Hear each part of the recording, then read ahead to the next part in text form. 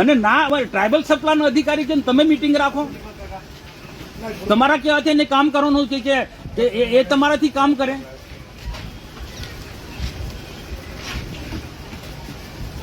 પણ મને બતાવો, મિનિસ્ટરે તમને કીધું હોય તો મને પત્ર બતાવો.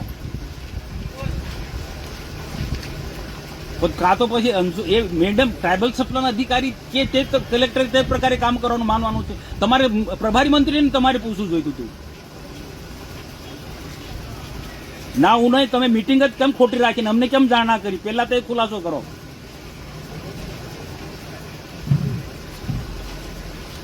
હા પૂછો. આ રીતના કોઈના દબાણથી મિટિંગ નહીં રાખો તમે. ના ખોટી વાત છે. જો તમે બીજા ધમકી આપતા હશે ને એના કરતા ડબલ ધમકી મનસુખ વસાવા આપી શકે છે.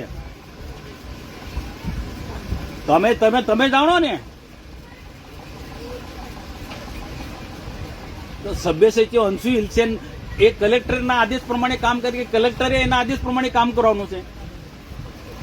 તમને પ્રભારી મંત્રીએ એમની સૂચના આપી તો તમારે પ્રભારી મંત્રીને પૂછવું જોઈતું હતું.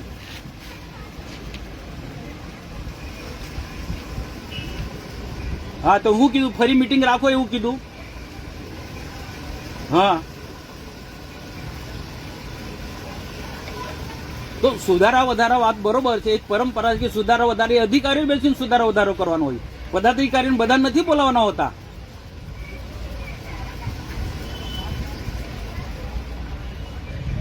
તો પ્રભારી મંત્રી આંખો મીચીને તે વખત સહી કરી, કાં તો તમે લોકોએ પ્રભારી મંત્રીને ગેરમાર્ગે દોર્યા છે.